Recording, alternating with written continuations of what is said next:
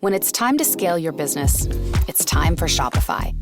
Get everything you need to grow the way you want. Like, all the way. Stack more sales with the best converting checkout on the planet. Track your cha-chings from every channel, right in one spot. And turn real-time reporting into big-time opportunities. Take your business to a whole new level. Switch to Shopify. Start your free trial today.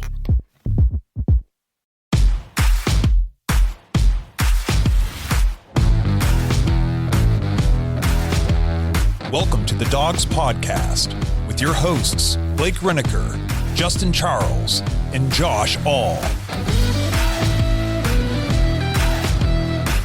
Hey, what's up, everybody? Welcome back to another episode of the Dogs Podcast. Josh All with Justin Charles and Kenny Mack tonight. Oh, baby. Go Barks. Bring the Barks. Yes. That's right. So Blake still hanging out with the family, got the newborn at home and everything. So he's definitely having, we'll just call it less fun than we are right now. Oh, my gosh. If the show is like the first 10 minutes of this conversation that we've been on, it's going to be a great show. It's going to be absolutely fantastic. We were on heater before we went live here. So we got not Browns related. Yeah. Thank gosh. So we got a whole bunch of stuff to talk about tonight. We got voicemails from you guys, got some messages from the website, all that kind of stuff. We've got a little bit of draft talk, of course. You know, we're less than 2 weeks away now. The three of us plus Blake will be live April 23rd. Make sure you guys tune in on YouTube. We'll be on Facebook and X as well. But the main chat we'll be following will be on YouTube. We'll give you guys first round coverage like we do every year. It's a ton of fun. It's our favorite night of the year. Man, you guys looking forward to it like I am? Oh, man. I look forward to it every year. It's the first thing I book off at work, man. Like, I can't wait. The draft is fun. The idea that Kenny is coming down into the Americas to hang out with us for the night is always a cherry on the top. It's absolutely something that I look forward to. At least that's guaranteed once a year. It's the pregame that we do at the pregame tour. Yes, that's right. So make sure you guys mark that, hang out with us while you're watching the draft on TV at home. And then if you guys want to hang out in our dog pack community, just head over to jointhedogs.com, sign up on the Patreon, sync up with the Discord.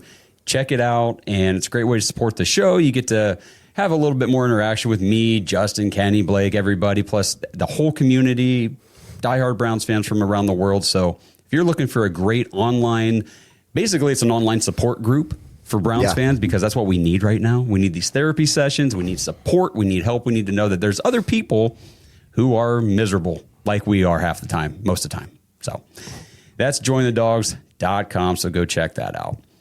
All right, so I think the best way to do this tonight, if I'm going to go off my half-ass outline that I put together here before the show, let's kick it off with a voicemail. And, of course, it's going to be Brad Moneymaker. Okay. It's Friday. Got to get down on Friday. Everybody's looking forward to the weekend. Partying. Yeah. What's going on, guys? It's Brad Moneymaker. So, about that Travis Hunter thing, huh? Well, as far as us winning the trade, I would like to see how he does this season to see if we really won the trade. But as a two-way player, we definitely won that trade at least. And the guy we picked stayed healthy all year, I think. I don't think he missed a game, or was a half game maybe. I don't know. And guess what? We're less than 2 weeks away from the draft. Woo! And guess what? I'm going to be there. I'm going to be partnering with Nate and whoever else is coming. And we're going to have a good time. And I'm stoked for the draft. I can't wait. I just can't wait to see what bait and switch that Andrew Berry does to me. Let's go, Browns. Woof, woof. Excellent voicemail. Excellent song for the weekend. Yeah, no doubt. Get the weekend started the right way with Mr. Brad Moneymaker. And yeah, he's right. So, like, if you're in the dog pack and you know you're thinking about going to the draft or just going to hang out in Pittsburgh while the party's going on over there, Thursday, Friday, whatever, even Saturday, it's a great place to link up with people that you know are going to be there. So he brought up this Travis Hunter thing that came out the other day. So the Jaguars. Was it the Jaguars that announced it, or was it just kind of being broken report by... I just kind of saw it as a report. Beat report, okay. Yeah.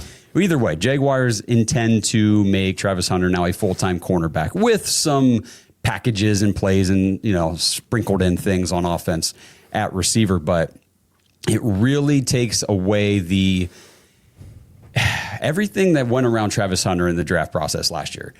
Why he was the number 2 pick, why the Browns were able to collect so much draft capital for him was this is a once-in-a-lifetime generational prospect. He's a unicorn. They kept calling him the Ohtani of football.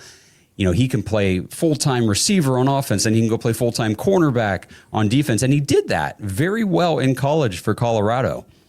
Big difference between college and the NFL, just like it's a big difference between high school and college. You don't see a lot of people in college playing both ways like that. No. And doing it at a high level. So there was a lot of doubt whether or not he could do it in the NFL, and his rookie season didn't go great. He obviously had the injury and ended on IR, I believe, and all that stuff. But now they made the announcement. He is now a full-time one-way player. So what are your guys' thoughts on this information, this news about Travis Hunter? I'll take it real quick, Kenny.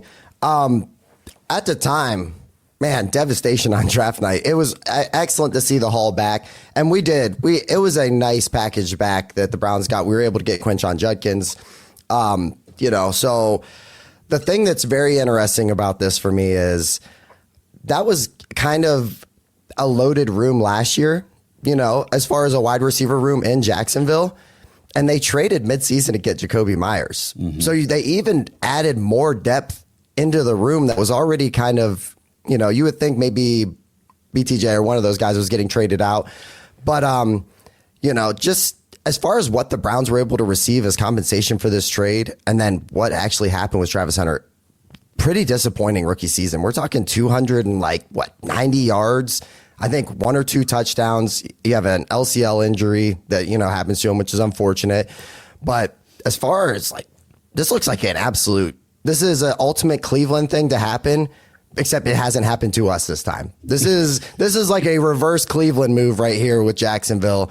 I like Travis Hunter. I think he still can have a very nice career. You know what I mean? As far as as defensively, and if they knew Jacksonville, obviously, that they were coming up to 2 to take a full-time cornerback, probably not getting that kind of return. I think Andrew Berry kind of just talked his way into a huge haul.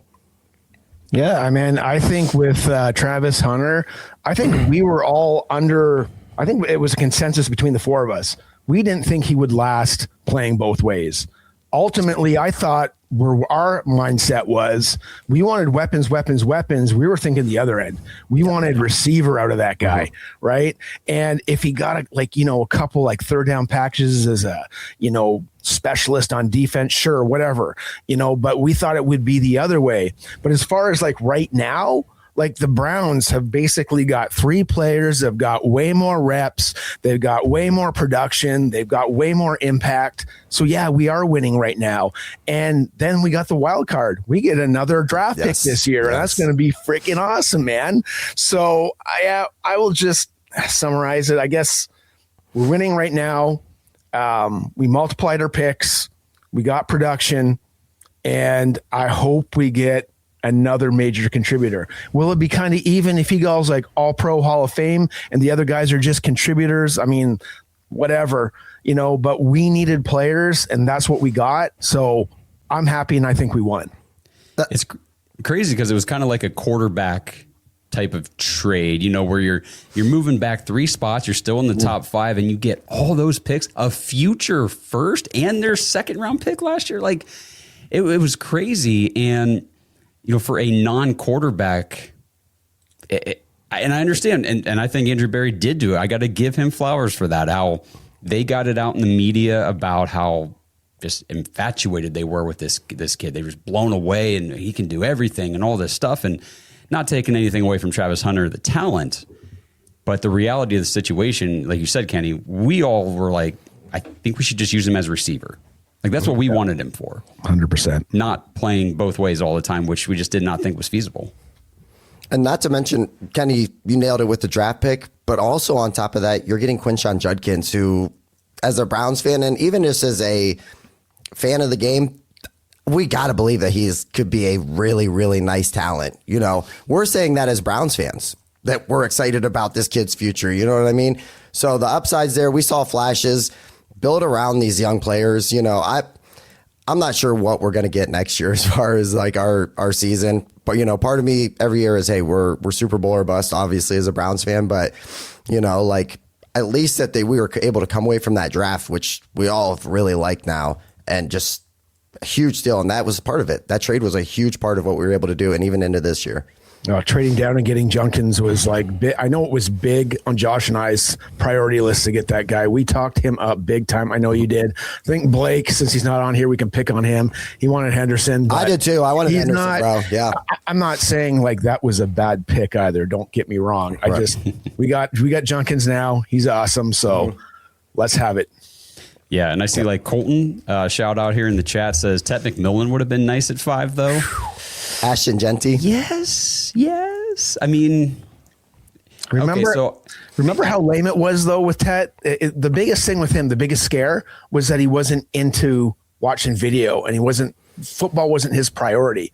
Well, that was a big load of crap. Yeah. A lot of that stuff comes out too, which you're hearing it this year. And we can talk about some of that as we get into the draft discussion here in a little bit. But you start to see this smoke come out, and teams are trying to, put narratives out there to push guys down the board. They want the players. And do I like Mason Graham? Yes. Did I want to see more out of Mason Graham for a top 5 pick right off the bat? Yeah, but I'm also an impatient Browns fan. I'm just sure. I want instant gratification out of my top 5 pick. I really do think having Tech McMillan would have been nice. Yeah. Looking at our wide receiver room now, which is obviously why we're in the situation we are. Everybody fighting online about who we should take here at 6. Yeah, absolutely. All right, so are we kind of all saying pretty much a win on this trade? I mean, obviously you got to hit the picks. You got to hit on the picks. We think Mason Graham's a hit. We think Quinshon Judkins, based on what we saw last year, is going to be a hit. Hopefully the injury doesn't slow him up too much this year and he can get back to form.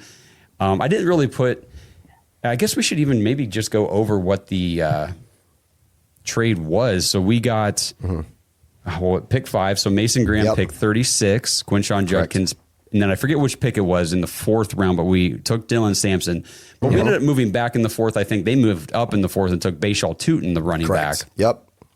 And then they took Rayon Lane, the safety, I think. And we ended up getting the first round pick this year, which is now pick 24. Yeah, I mean, we got guys that had, like, Graham had 49 tackles and he had a half sack. Quinshon Judkins, 827 yards, 7 touchdowns. He was our RB1. Dylan was an all-purpose threat. He had 600 total yards, 2 touchdowns. So he had that value as a returner as well. Yep. All right. Well, let's move on here. Next voicemail. This one's from Justin. What's up, Dog Podcast? It's your friendly Browns fan out here in New Jersey, chiming in again. Getting excited for the draft, man. Excited to be an elite member for you guys. I think everyone's great in the community. Like you said before, all us Browns fans are smart. We know who we need to pick. Let's keep getting our word out there. Somebody smart might hear it. Who knows? Probably not. We all know the deal. I don't got any hope. Just wondering, want to get right to it. What are your thoughts on taking 7 wide receivers with our first 7 picks in the draft this year? Make us great. Let's go, Browns. Woo! Oh. Damn. Love the energy.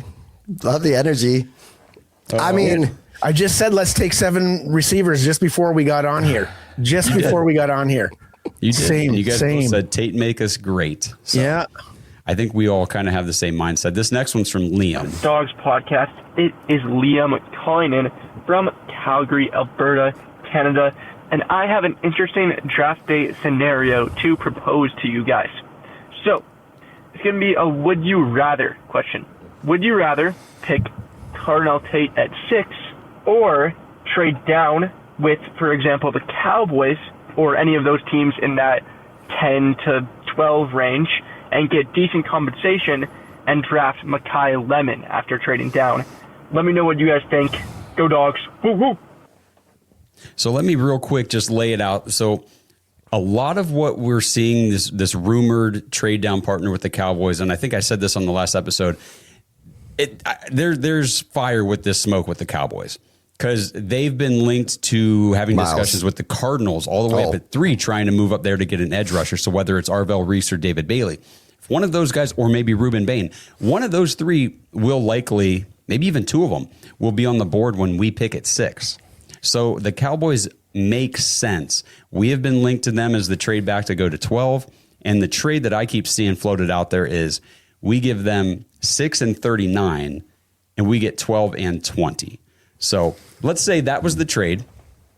That was the trade. We give 6 and 39 and we get back 12 and 20. Would you guys pass on Tate, move back to 12, and take Mekhi Lemon for that haul?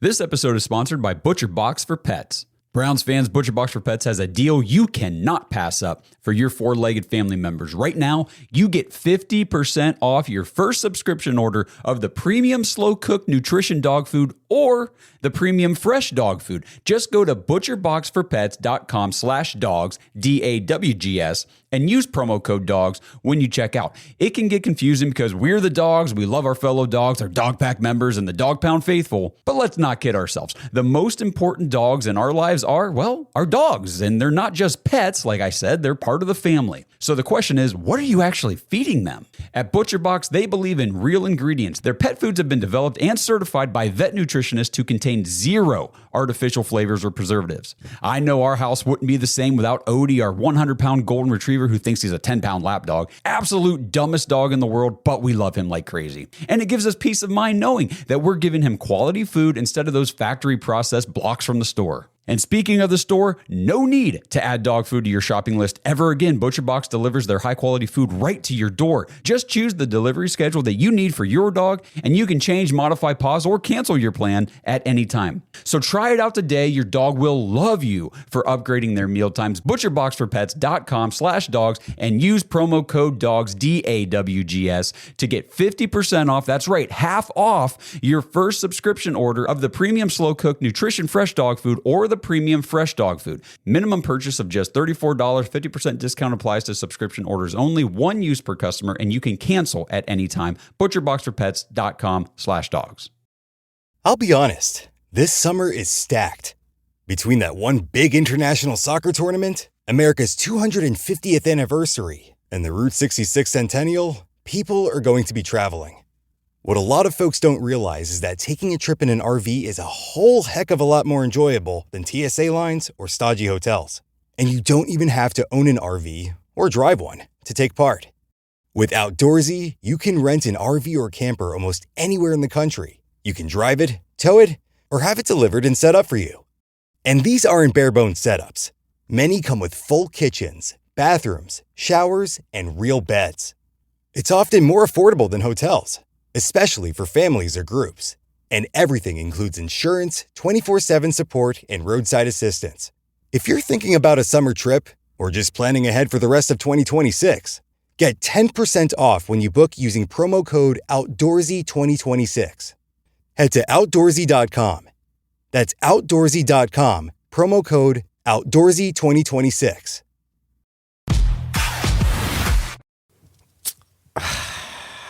I would say I would because we need players. Okay. We need players really bad on offense, but there are holes on the defense as well. Starters look okay. Then the back end between the starters and the back end is not good. So we're going to have to develop some guys. I would say yes. I really want to take the 6. Okay. I'm just tired of trading back. It'd be another year, but it depends on the value. If you're saying I can get Mekhi Lemon, I'm going to do that. Right. Then I'm taking another offensive lineman. I probably, depending if we sign a veteran, I would get Caden Proctor, or I might get Blake Miller. And then I'd probably get Peter Woods because I'm not really happy with my tackle or my defensive tackle situation right now.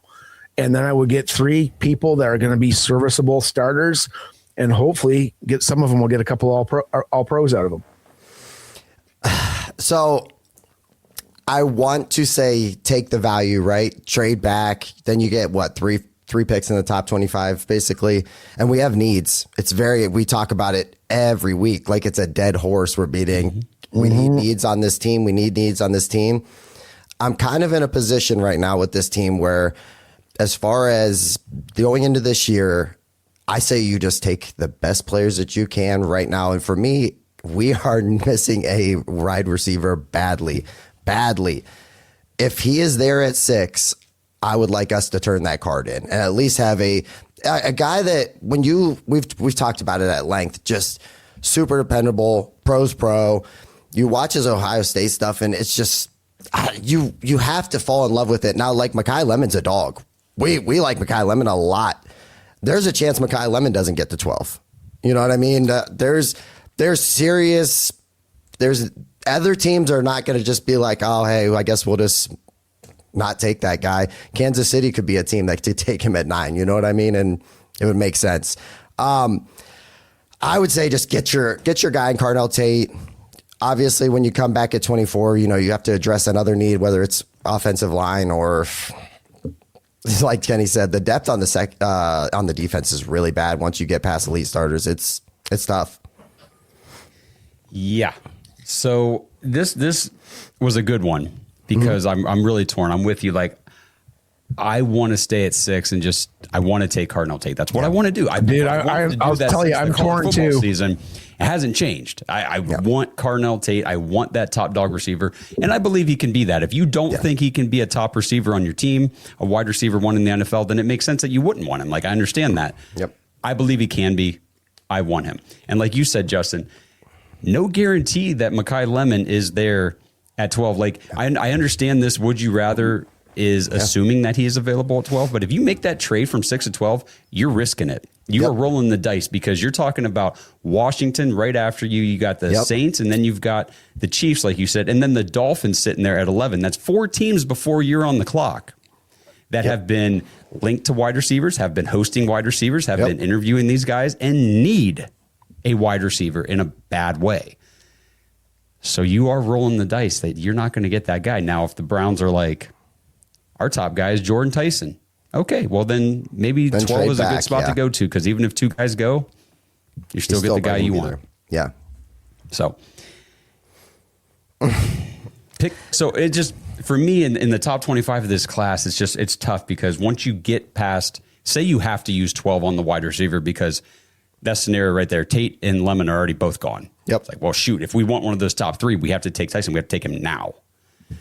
Well, then what are you doing at 20 and 24 if you were going to try to get Monroe Freeling or Caden Proctor there at 12? Well, they're probably going to be gone by the time you get to 20, definitely 24, most likely. What are you calling into another team to trade up to take the guy when it's just all garbage anyway? Just Andrew take Berry your guy. Trade up anyway, yeah, right. Take your stinking guy at 6. Put some foundational points down on this team. It's been a long time. I mean, we had a great draft last year, and we think a lot of these guys are going to be important pieces moving forward. But that old league of guys are leaving. All the guys that we used to love, they are long gone. This is a new era of Browns. We've got to start planting some flags and getting some talent in here, especially in that room. I don't understand it why we would even gamble it. We gambled it last year. How'd it work out for us? Seriously. We didn't draft anybody. I know. How'd it work out? Terrible. We talked about, and the best part was it wasn't even the worst need at the time. Some of that got fixed. You know what I mean? But it's a lot. It's a lot. Take a guy that you can trust. Yeah, Tate, man, like he is a guy that can play all the receiver positions. I think Monken can expose a lot of stuff. His elite traits of separation, that would be unreal for this offense. It'd be great. Hey, here's an idea. Let's take a receiver to develop a quarterback. That'd be awesome. We've thrown enough at the offensive line, and there still can't be enough thrown there. But make those guys work for something, for a guy that can get open. Because I know one thing on this team right now, we got our 3 top guys, the guys that played the most snaps, they were all rated under 60 in PFF. That's terrible. That's what everybody's back end is. Yeah. I mean, I keep thinking about Shedeur Sanders last year and just the difference in his final statistical box line would look like if he had a receiver like Cardinal Tate. Yeah. Somebody who could separate and get open downfield. What does Shedeur like to do? He likes to throw the ball downfield, man. He likes to make plays. And this is a guy that can do that. He'll make his contested catches. He'll make his sideline grabs. going out of bounds with the toe drags. He's not going to drop the ball. He's not going to hand the ball to a defensive back in the end zone for what should have been a touchdown and is now an interception back to the 20. Like, that's not going to happen with Carnell Tate. So, yeah. But go ahead. With Carnell Tate, like, where do you think he would go above the Browns pick? 4 or 5. 4 or 5. Or if somebody comes up, because Tennessee obviously could use him. They've signed Wan'Dale Robinson, but that's not like, he's nice. Don't get me wrong. He's nice, but they are like very devoid of talent. They're relying on Calvin Ridley at 32, 33 years old. They need to get young. And then New York, I mean, my God, can you imagine? Malik Neighbors. Titans fans don't want Tate, which is funny. Tripping. I'm not saying the coaches don't. They don't. They think he's Corey Davis. I just heard that on the radio. Right now, Corey Davis played in the MAC. You know, he played in the MAC. He didn't play in big school division, right? And I guess I can see it a bit, but you know, Davis was a bit bigger. But he just doesn't have the separation that Tate has. Then as far as the Giants, if Love is there, they're taking him, right? And then they need line help. I don't know about defense for them. Downs may be big for them, Harbaugh. You know, as well. So or Sonny Styles. I've seen that. Sonny Styles a lot. You got to look at too, like, who are the biggest guys that have the potential to make the Hall of Fame? Those are the guys that everybody should be picking. I like in my research, like Bryce Love or Jeremiah Love, I meant to say, he's a number 2 on like everybody's board. Yeah. Todd McShay says he's like number 2. There's a couple that have him at 3. Yep. So if he's number 2, let's say he goes number 2, we know Fernando Mendoza's going 1. Yep. And then it seems like everybody loves Bailey. He's maybe the only guy that might drop, but he's a sack machine, you know, and edges get paid, right? They get paid because they affect the quarterback. So if those guys are the top 3, then the other guys that I've heard that are the potential Hall of Famers are Reese. Who else there? It's all Ohio State guys. Downs, and so we already got them. So that's basically like Tate is like, it looks like he's coming to us, or am I just talking myself into this? I've heard different stuff. Me and Josh are terrible about fantasy football, like 365 a year. So if I know Josh like I do, he is very bought in on Jeremiah Love as being like a generational talent, explosive 101 in fantasy football type guy. Yep, I just made that. Depending on landing position. And then Caleb Downs keeps getting talked about as a blue chip, like ultra high. He could be like you said, those could be the top 2 as far as down the road in the draft. The best. So for me, Jeremiah Love, I think it would be like a thing that we'd be like, that's exciting, but we'd also look back and go, so we took 4 running backs, you know, like, or I guess 3 running backs in the last 2 years at least. You know, we've kind of seen how that works when we just throw a bunch of people at a room and hope it works itself out. Downs, I think, is interesting though, because there's it's not an ultra need, but it could be. You know, if something happens with Hickman, you have injuries, you're thin. You're very, very thin. On a complete unit where everybody is like crowning them a top 5, and you're an injury away from being just very, very below average. And trust me, I hate to talk like that because, you know, every year it's, hey, we're going to go and win it all. But we've seen that. We've seen that happen with the linebacker position. We've seen that happen with the offensive line. We've seen that happen with even running back, you know, recently. D-line. You know, look what happened last year when Malik Collins got hurt. Oh, my God. You know, so it's not as just locked up and just, you know, go ahead and lock that in for 2026 that we're good for so many wins with this great defense. You know, it could be a liability halfway through the year. Yeah, the other guy I forgot with potential Hall of Fame based on Todd McShay was Sonny Styles. We've just mentioned him, but the other guy. He also really likes the guard out of Penn State. Yeah. Now, he wouldn't pick him up past 10, like he's talking wherever he's going to go 20, but he has Hall of Fame ability.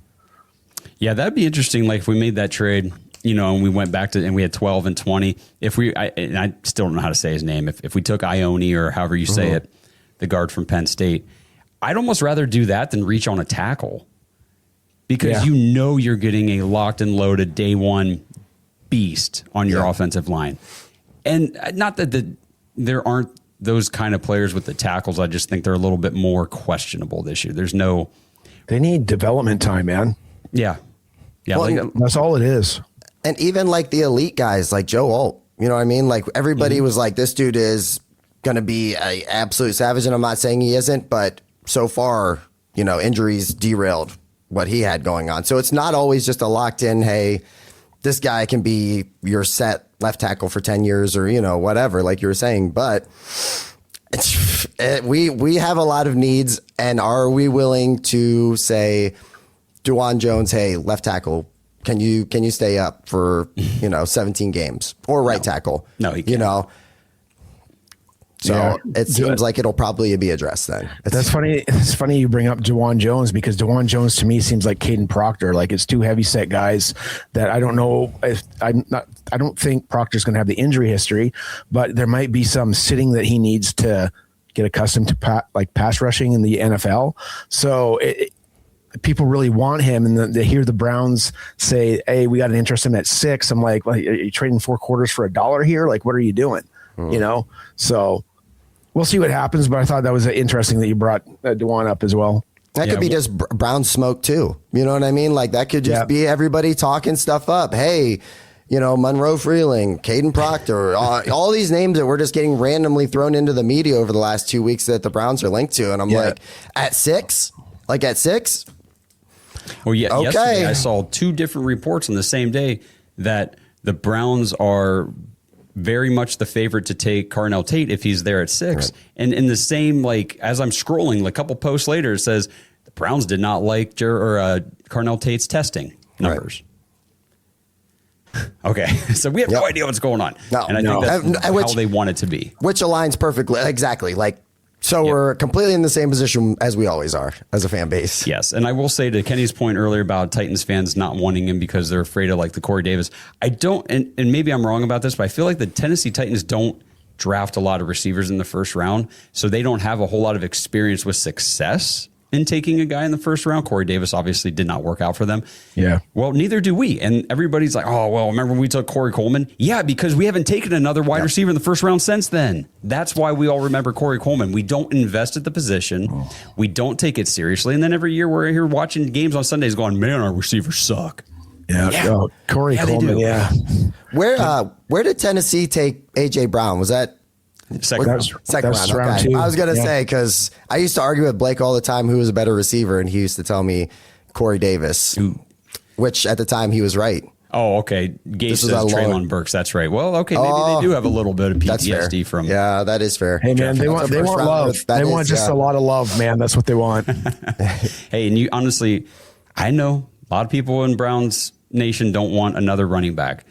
Whoever gets Jeremiah Love is going to have a great player, and it's going to be fun to watch that team when they're on offense. Especially for fantasy people, just wait till you see Jeremiah Love play. His highlights are unreal. Insane. Yep. Okay. Actually, we got a little bit of Tate discourse coming up here, but first we're going to take a quick break, and then we will be right back. This episode is partnered with Kalshi. Browns fans, are you ready to put your money where your predictions are? With Kalshi, America's #1 regulated prediction market, you can legally trade on events that actually matter to you. And the best part is you don't need to predict specific stat lines and compile a 7-leg parlay just to win big. With Kalshi, the objective is either yes or no. Will Shedeur Sanders be the Browns' Week 1 starting quarterback? Will Fernando Mendoza be the first overall pick in the draft? Will the Browns make their pick at 6, or will they trade out of that spot? And in other sports, will the Cavs win the NBA Finals? You can put your money on these predictions and more with Kalshi. If you want to try it out, Kalshi is giving $10 to anyone who signs up at kalshi.com/dogs and trades $100. Get away from disadvantageous sports books and dive into real-world outcomes with real-time odds, and real payouts. Head over to Kalshi, KALSHI.com/dogs, DAWGS, or just click the link in the description to get $10 when you trade 100 with Kalshi. Because why shouldn't you get paid for being right? Since 1989, Mount Hope Fence has set the standard in outdoor living. From decks and railings to fences and patios, we've got you covered. Our lineup features top brands like TimberTech, Alumagard, Preferred Railing, and Unilock, along with our own premium Duralux vinyl products. For over 30 years, we've partnered with contractors ensuring reliable job site delivery. Discover quality and excellence in all things outdoors with Mount Hope Fence.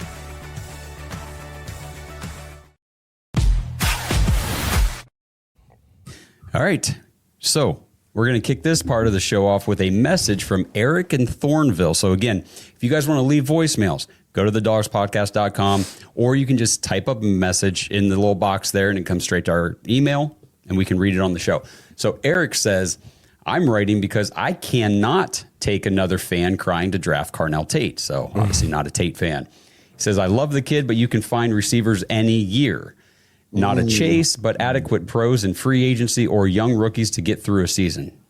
Not trying to just get through a season. But anyway, he says, try finding a good left tackle. Good ones don't exist. Good teams don't let them go, or they are at the end of a long career, and you'll get a fraction of what they once were. Look through draft history and see who Andy Reid drafts in the first round. Big fatties, he calls them. Jimmy Johnson created a dynasty in Dallas starting with drafting the big fatties. Who do the Steelers draft? Large men, big fatties. If you want to see if Sanders can lead the team, give him a line. Draft fatty at 6 and at 24.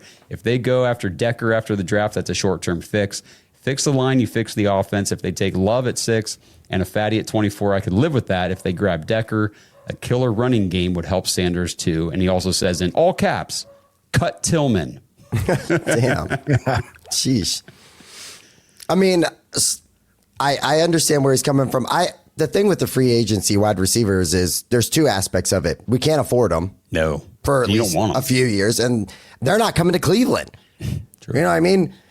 If you have LeBron James, who is the advocate for Ohio, saying, I don't even really like going back to Ohio, what do you think why, like Diva Alpha wide receiver ones are thinking about coming to Cleveland as far as with what we're working with currently? You know what I mean? It's not a sexy place to come and play right now. Maybe 3 years from now when there's a, multi-billion-dollar dome out there in Brook Park, maybe becomes more appealing. But right now, I think the only way that you acquire a talent like that is through the draft. Nobody's coming free agency wise, not without overpaying by a ton. No, draft or trade. I mean, and I say this all the time. That's how you get elite, the top wide receiver ones in the NFL. Even the wide receiver twos, like, you got T. Higgins, who's a wide receiver two, technically on his team, but could be a wide receiver one. Oh, yeah. If he was on a team by himself without Jamar Chase, you can't get him in free agency. You got to trade for these guys, or you just have to draft them, because the free agency wide receivers, you're overpaying. Like, look what the Patriots had to overpay to get Romeo Doubs. Yeah. Like, he's not a wide receiver one. I mean, this happens. I mean, Kenny Golladay, remember that? Yep. Went to New York. In recent memory, the way we've been successful, and there's not a lot of it, but I think Amari Cooper, you know what I mean? I think of guys that we were able to kind of get where, they had kind of worn out their welcome at certain places, and then we were able to bring them in for a fifth or, something along those lines. One. You're right. So I know. Tried it with Jerry Jeudy. Yep, tried it with Jerry Jeudy, but it's, Amari Cooper's the only one in recent memory where I'm like, man. It's going to be a tough year, though, to find a left tackle, to be honest with you. Yes. Like, he has a lot of truths to what he's saying, and I get what you mean, like, build your offensive line, and then your weapons will come. That being said, I mean, I think I've said it numerous times now. I think everybody's either like a right tackle or they're a guard, and I don't think you're going to find that this year. So I don't know how willing I'm wanting to put a first round draft pick into anybody, especially like I like Freeling. I like his like high ceiling and his athletic nature. But I mean, he's got to sit. He's only started 1 year, and that's usually like a recipe for disaster. So the way that you got to do it is you got to do a pipeline, and you got to have guys keep coming in. You know who does it really well? Barry's favorite, the Philadelphia Eagles, man, they get draft picks, they take chances on guys, but they make it work. Do they get size? Hell yeah, they do, man. But they get guys that are technicians too. You got to just put a team together. And I think the most important part that you're missing is that they got George Warhop, and he's the guy that figures it out, because they had, like, the Ravens had some good players on their line, but they had some guys too that weren't that great, and they just made it work. So I can see what you mean, but I'm not going to compare it to the Cowboys. I'm not going to compare it to the Steelers of old, because that is a long time ago and it hasn't worked out. But if you want to get into a conversation about like kind of what the Eagles do, or I get what you're saying about, I think you said something about Andy Reid too. They make guys work. They make the offensive line cohesive, not necessarily all just guys that are 350 pounds. But if I gotta pick a guy right now, if I'm picking a guy for you, I'm not taking him in the first round. I'd rather just start Jones and take Markel Bell and develop him and develop that instead of making my first round guy sit. If I'd taken 2 first rounders this year, man, they're playing from the get go. I'm going to make sure they're successful, and I don't feel confident about that with the left tackle position this year in this draft. I think that's fair. It's fair, and that's been the knock on this. One of the knocks on this class this whole time is the tackle, the top level tackles in this class don't really exist. And I think there's some great linemen in this class. Yes, there are some really good linemen. You're absolutely right, but there's not those locked and loaded, like, go get this left tackle. He's going to be a starter from day one. A lot of question marks. Yeah, where are these guys going to play on the line? Can they do this? Can they do that? It's the other big thing too with those teams that we're talking about, Philadelphia, Kansas City. They do something that we don't. They win. They win. They have a winning culture, and you know what I mean? It's an attractive place to come because they've established, they have foundational players. They have a Hall of Fame quarterback, basically. They have a Hall of Fame, tight end.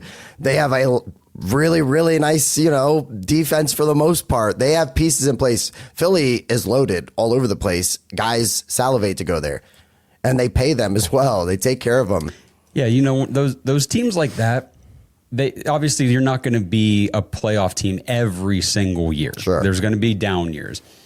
But the down years don't lead to complete down cycles and total rebuilds like it does for the Browns every time. Yeah. Hey, we're in a window where we can make the playoffs a couple years. Nosedive right into the turf, and it's like, now we just got to rebuild? Like, why do these other teams get to just retool for a year or two and they're right back to being great? And we got to start from scratch every damn time. Yep. But we'll move on here. We got a voicemail from Colton, and I think this will be a fun one. Hey, Dog Pack. What's going on? It's Colton coming from Dover, Ohio. Hey, I'm a huge fan of the Todd McShay Show, and they've had this really cool segment that I thought I would maybe ask a question to you guys on. And it goes kind of like, don't be surprised if. So I want to hear your take on something that might come as a surprise to us when we walk away on draft night, saying, don't be surprised if, from night one. So looking forward to hearing what you guys got to say. Really looking forward to the live podcast tonight too. So talk to you guys soon. So what do you guys think? I'm going to say we're sitting there in the studio doing the live stream, doing the coverage, and we'll do like a 15, 20-minute pregame warm-up, on YouTube before everything really kicks off at 8 o'clock. And we're probably going to do something like that. Like, don't be surprised if tonight such and such happens. So, Kenny, what do you think? Don't be surprised if what? I already spilled the beans on the last episode with my call in there is Peter Woods. I think we're going to draft him. I think correct me if I'm wrong, but when we were going in the 2025 college season, he was projected as the potential number 1 pick in this draft. Okay. And I think with his first step, now that didn't materialize, but I think that's something that Andrew Berry's not going to be able to pass up. Those quick steps like Derek Thomas and some other guys that have that. You can't teach it. And I know Daniel Jeremiah says you can't pass on freakish talent or freakish ability. That's something that guy possesses. He is misplaced in the type of defense that he's playing in Clemson right now. He would be better suited for something along what we do. So I can see that happening, especially it just hasn't materialized for Mike Hall Jr. yet. And you might be covering some stuff up. We like to draft defensive tackles. So basically what I would say, and I'm going with you, Kenny, don't be surprised on draft night if at 6 the Browns take a defensive player. Yeah. You know, I know that for years now we've pounded the table. I could remember all the way back to us thinking we're definitely taking Zay Flowers here. And then Greg Newsome goes off the board. You know what I mean? And I would not be surprised if the Browns took a defensive player. As the team sits right now, realistically, I don't think we're in a window to be successful. Like, just being as honest as I can, calling it what it is. I think that we are some pieces away still. And obviously, if we nail this draft, we're a lot closer, right? But I think big picture, when you look at the depth chart and everything, you have to be aware that there's potential that this could not be a good year again. You know, we all are on board with that. We obviously are blind optimists and we hope for the best. And, you know, can we get 10 wins somehow with the easiest schedule in the league? But take your best talent. If you can get talent, and they're going to be, you know, players that you're locked in on for the next 3-4 years, do it. Yes. Well, it gets back to what we were saying, though, about the guys that we think, or maybe Todd McShay thinks, that are potential Hall of Famers. So let's say it goes this way. You get Mendoza, Love, Manoa, Bailey get drafted in the top 4. Those guys that we talked about that are Ohio State and potential Hall of Famers, they're all left over. The Giants pick one of them, 2 of them are left, and Tate, right? Yep. So if it were to go that way, I don't know. But hypothetically speaking, if Tate, Styles, and Downs there, what are we doing? Yeah. Like a GM's going to take the Hall of Famer, I would think, and not Tate, right? So then are we going to have like 3 great linebackers? Are we going to have another safety now to pair up with, you know, Delpit? Or are we going to take that receiver that we need so badly? Because it could be rough, man. It could be rough year. Like you need that offense. So here's the argument for Tate. You need that offense to get the defense off the field so they can play fresh. Yep. Now you're so you don't get Tate or you don't get any receivers in the first round. Now you got 2, say, studs on defense. They're playing a ton of downs. They're getting a ton of experience, you know, but it's another year of watching 16 points a game. Who wants to sign up for that? We might already be signed up for that, Kenny. What's that? I said we might already be signed up for I know. Yeah. Don't give me reality now, man. Don't give me reality now. It leans heavier one way. You know what I mean? Okay. So I got a couple don't be surprised ifs. And it goes right. First one is right along with what you guys are saying, but it's a different name. And it's more in the line of last year, and maybe I'm just misremembering things because maybe I wasn't paying attention to the defensive side of the ball. We were pounding the table so hard for offense. Yeah. I don't remember the Browns being linked to Mason Graham. I don't remember Mason Graham being talked about as, well, the Browns could be interested in Graham or whatever. So that's why it kind of came as a surprise. And I feel like Andrew Berry likes to do the stuff where he's putting out the smoke about Tate, about Freeling, about Ty Simpson and Proctor and all these players. Don't be surprised if the Browns, if they pick at 6, come up there and turn the card in, and it's Mansour Delane, the cornerback out of LSU. Yep. I think he's the best cornerback in this draft. I think he's got a potential to be an elite cornerback in the league. I think he's a top 10, 15 pick at the worst in this class. And if Andrew Berry sees him as the best positional value in that top 10, with Denzel Ward getting older, I was just, yep. We need another cornerback. Maybe, I hate putting it out there, but maybe they look to trade Denzel Ward after June 1st. He becomes a tradable contract at that point.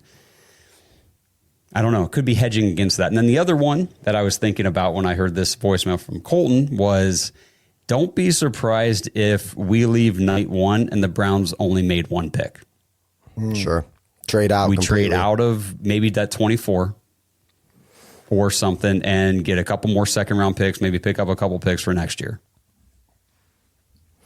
Yep. Just because I feel like a lot of the analysts, kind of what you see, what you hear, what you read is the difference between the type of player, the level of player you can get at, say, 20 and the level of player you can get at 50. There isn't that big of a gap in a lot of these draft analysts' minds, probably on the GM's boards. So if you can move back out of 24, get another second round pick, maybe get another fourth round pick, get a second round pick next year or something, I could see them doing something like that. And then we would all be very upset, of course, because, hey, we want our players now. So, yeah. I don't know. What do you guys think about that? It's fair. It's fair. I would say ultimate doom gloom scenario. We show up to the studio to do the draft party for ourselves, and news is breaking that there's teams talking to the Browns about Myles Garrett being traded draft night. That won't happen. Cool. Let's hold off then, boys. I don't think that's going to happen. I don't think the Myles Garrett trade would come until after the June 1st. Yeah. It would because financially of the dead cap cripple us. Yeah. Yep. Financially cripple us. And I think, honestly, if the Browns are going to recoup draft picks for Myles Garrett, it would make sense to get, if say you get 3, well, get them starting in 27, 28, 29. Yeah. You know, I don't want another first round pick in this draft.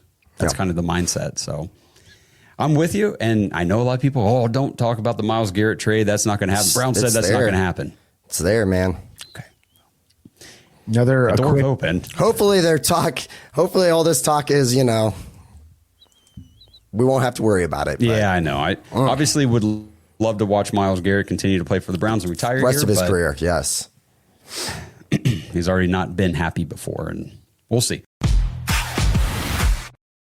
This episode is sponsored by Better Sleep. Browns fans, I don't know about you guys, but the older I get, it seems like the more difficulty I have sometimes falling asleep. And it drives me absolutely bonkers because I'm tired all day, like 3 o'clock, 3:30 in the afternoon. I'm yawning. I'm barely keeping my eyes open. I sit on the couch at 8, 9 o'clock at night watching TV. I'm about ready to fall asleep. As soon as my head hits the pillow in bed, finally, boom, wide awake, can't fall asleep. So that's where Better Sleep could help you out. Better Sleep is one of the world's top-rated sleep apps that can help you fall asleep faster and wake up energized. There are over 300 sounds for you to customize and fall asleep to, including white noise, green noise, pink noise, ASMR, binaural beats, nature noises. There are hundreds of bedtime stories for adults featuring celebrities. Each story has been carefully selected to help you nod off. Personally, I'm more of just a white noise type of guy, but I tell you what, I do want to try out these bedtime stories. I know my wife has tried listening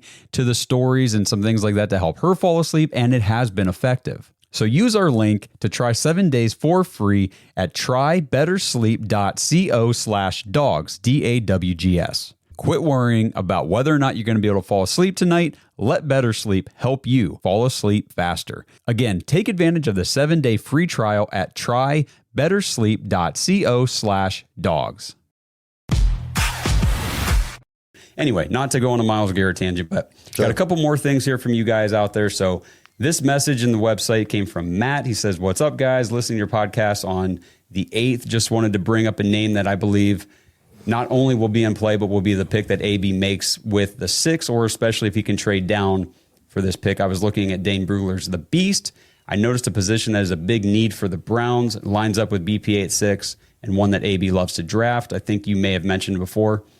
Oh, here we go. But I believe that cornerback Mansour Delane will be a Cleveland Brown come April 23rd. Okay, there you go. Matt was already ahead of me on this, thinking about Mansour Delane. He says, AB will not be drafting a wide receiver in the first round. Okay, so not at all, not even at 24, he says. I'm not sold he will go O-line either. I think he will go BPA. Delane fits that profile. I also think at 24, another one that I like too, and we need to keep in mind, Emmanuel McNeil-Warren is in play, the safety from Toledo, as well as cornerback Chris Johnson out of San Diego State. I'm going to laugh when we end up taking 2 DBs in the first round and everybody's freaking out about not taking an offensive weapon with either pick. If AB takes the wide receiver, it will not be any earlier than 39. but I'd love to hear what you guys think. Keep up the good work. Yeah. I mean, we just kind of touched on it. Don't be shocked. Don't be shocked. There's needs everywhere. We've kind of come along on it that this is going to be, it's not just a couple of things need, tinkered. We're basically in a rebuild. We're in it, there's a lot of needs, probably not addressing them all this year. So would I be shocked at this point anymore? Nothing really shocks us. Like it really, like we can get upset all we want. Yeah, we can get upset, but like at the end of the day, it makes sense. You know what I mean? Like, let's say Denzel decides he wants out, then we are very, very thin in the secondary, like extremely thin. I wouldn't be shocked at all. I would be super angry if we drafted this guy and Downs is still on the board. I get what he's saying. Mm-hmm. I'm not saying that those aren't positions that we don't need. I get where your mind's at. I totally get that. But if you're going to go corner safety, get Downs first, get the potential Hall of Famer. Mansour Delaney, like with that guy, I mean, he's good, fluid movement. With him, it's the physicality. You're not going to get a run stopper. If you were to get rid of Denzel, for example, he's actually decent against the run. This guy doesn't really have it. I'd have a hard time with drafting that dude right now, but I'm not saying he's a bad player, but with the other perceived talent that I think is available for what this team needs, I got 2 dogs at corner, then I got a major drop off, and I'm drafting a guy to be behind those guys. I need a guy that plays more from me if Denzel's not traded. Well, and that's the thing. I mean, we'll see what they do in the draft. We just hosted David Bailey, the edge rusher out of Texas Tech, for a top 30 visit. We've had Caden Proctor this week. We had Caleb Lomu. We had Sadiq. Kenyon Sadiq, my least favorite guy in the first round. So you guys know how I feel about that. But yeah, I saw it. Yeah, I'm not there either. Maybe I'm wrong. We'll see. I mean, I'm not right about everything like Blake. I think real quick, shout out Dawson Lowe. Super chat says, no trade back, take Tate, or I will turn into Venti. Well, don't turn into Venti against us, against me. I didn't pass on him. But anyway, no, I'm with you on that. So we got one more voicemail here tonight. And this one's from Stacy, and actually we're going to talk about another cornerback here. Hey guys, it's Stacy out here on a beautiful day in Ohio, 64 degrees, taking my dog for a walk. And I was just thinking, trying to get maybe a little bit of conversation going about some of these defensive players in the draft, since that's what we've been talking about lately.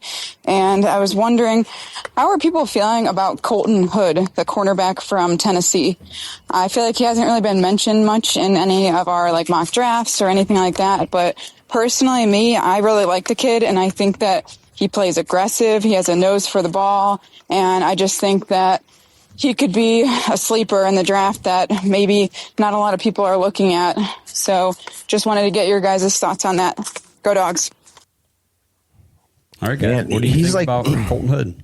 He's like the complete opposite of Mansour. He's a guy that can tackle. And then I think he's a guy that's really explosive in between the 10. Like he's going to be a guy that's going to play out in the perimeter, but he doesn't have a lot of long ball speed. I know with Delaney, he doesn't have the elite long ball speed, but he would be a better option if you're going to have a starter, obviously, hence the higher rating. But man, if you want somebody that can tackle, he'd be at your at pick of 24. I mean, I don't know why we're talking about cornerbacks so much. Number one, number two, we're just talking about defenders that haven't really been brought up because we didn't know anything about Carson Schlesinger last year, and then boom, 33. There we go. It's like what? Yeah, fair point. I mean, that was a great pick, but we weren't expecting it. Hey man, to get a corner that can tackle. I mean, it sounds good to me, and he's a guy that is going to be press heavy. So I mean, I'd have other picks, but he sounds good. I agree with you, Kenny, on the between the 10 stuff.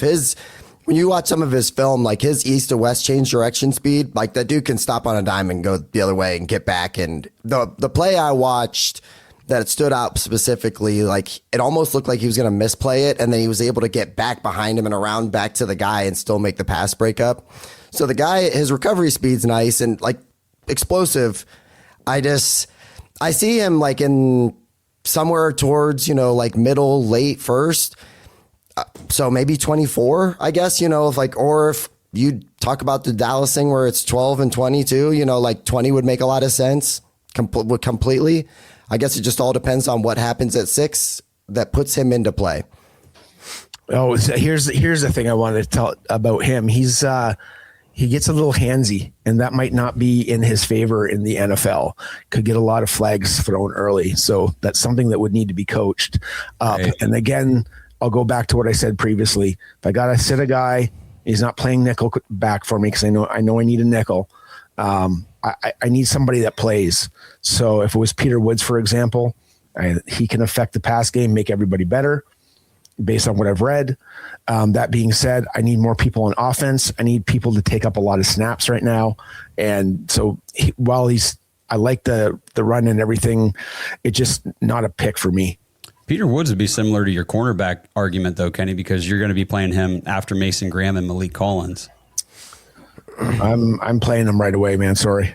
So who are you benching then? I'm benching Collins. He's okay. Injured. He's injured.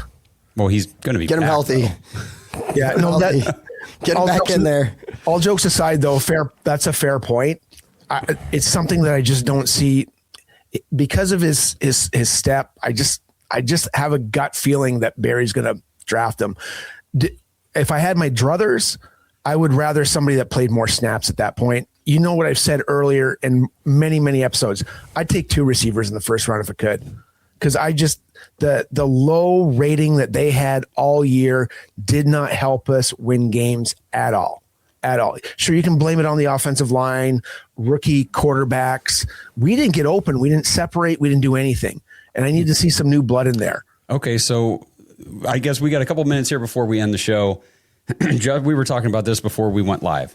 So, Justin, I want you to give everybody a little bit of your film takeaway from the guy that if we pass on wide receiver at 6, and I still want to come away with a guy who's got the ability to become your wide receiver 1 on your team.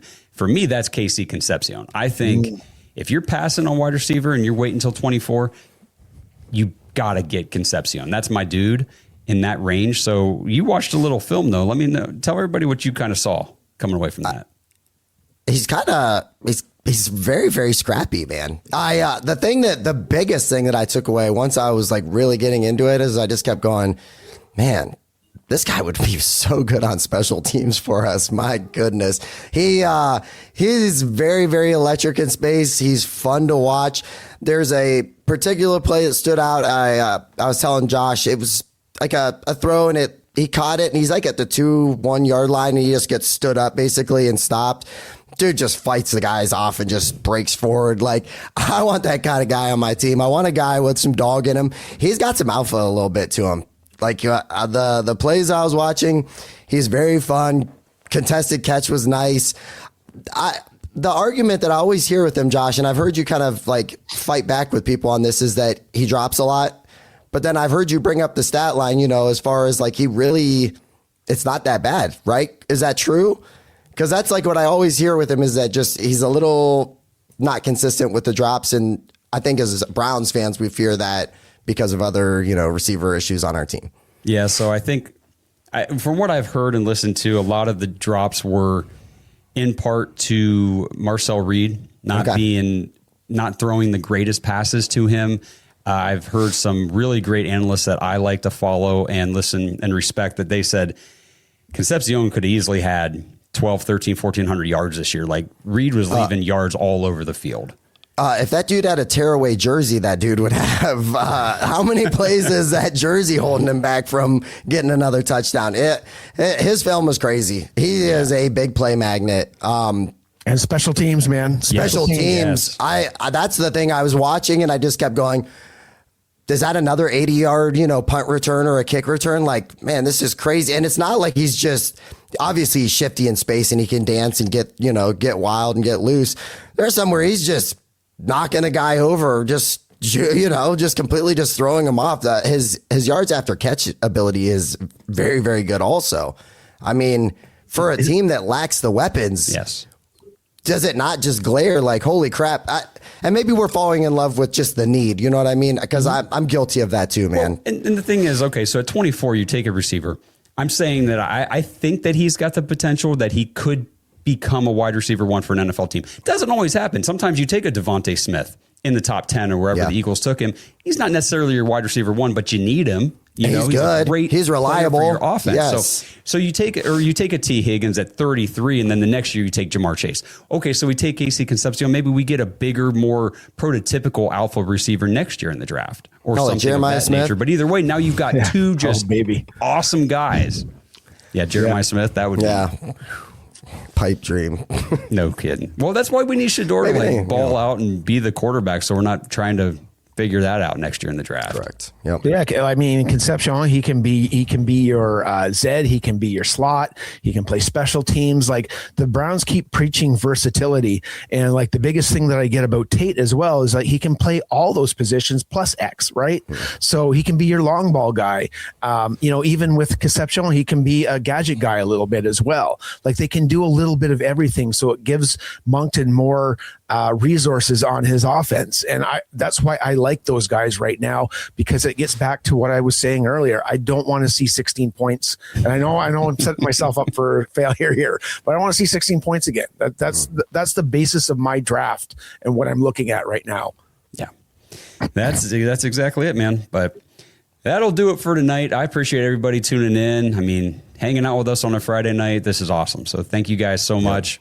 And we'll be back next week with more draft content, more stuff to talk about heading into the following week, which, of course, is finally the draft. We get some answers. We can start finally breaking down not just prospects, but actually Cleveland Browns players. So that'll be 13 days. 13 days until me and Kenny get drunk before we go live. Again. We got wait. the plans down. We know what we're doing before the show, so it's going to be awesome. Hey, man, we're day 95 of the 120 reset. Let's reset. Stuff's happening, baby. Man. Let's go. All right, so April 23rd, make sure you guys tune in. We'll be live streaming the entire first round on YouTube, so hang out with us. We're going to have a bunch of fun, whether the Browns do things we want them to do or most likely do things we don't want them to do. We'll be there for it all. So either way, we still love them for some reason. We're still here. Go Cleveland, go Browns. And if you want other miserable, just your glutton for punishment people out there, Browns fans, join thedogs.com. Come hang out with all of us in the Discord. Everybody in that community. It's a great place to be. We appreciate all of our Dog Pack members. And again, everybody tuned into this show. So we'll catch you guys again in the next episode. Have a great weekend, everybody. Go Brownies.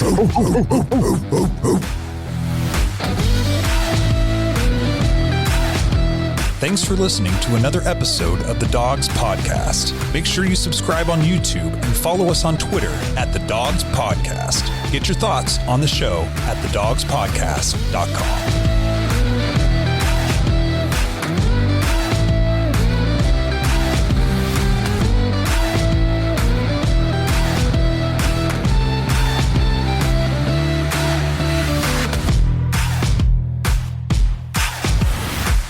This episode is sponsored by ISSA. Browns fans, if you're into health and fitness, have you ever wondered how you could maybe turn those hobbies and your passion into an actual career? If that sounds interesting to you, then ISSA has the opportunity you've been looking for. ISSA is the International Sports Science Association, and they can help you become a certified personal trainer in as little as 3 months. And right now you can get $100 off your certification when you sign up through our link, joinissa.com/dogs, DAWGS. Now, certifications are 100% online, self-study, and self-paced. You can study anywhere from your phone, tablet, or computer. And the final exam is open note, open book, aka piece of cake. Except you fitness nuts probably don't eat a ton of cake, so let's just call it a piece of delicious protein bar. And ISSA has the #1 job guarantee in the industry. If you get certified and sign up to be a certified trainer with ISSA, you have a job guarantee or your money back. ISSA has over 10,000 gym partners that have over 73,000 open jobs for trainers right now. And you don't need a 4-year degree or a 2-year degree. You just need your certification to qualify for these jobs. So what are you waiting for? With certification this simple, there's no excuse not to pursue your passion and become a certified personal trainer today. Get $100 off your certification at joinissa.com/dogs. You've wanted to make a change long enough? Now it's time to do something about it. That's joinissa.com/dogs for $100 off your personal trainer certification.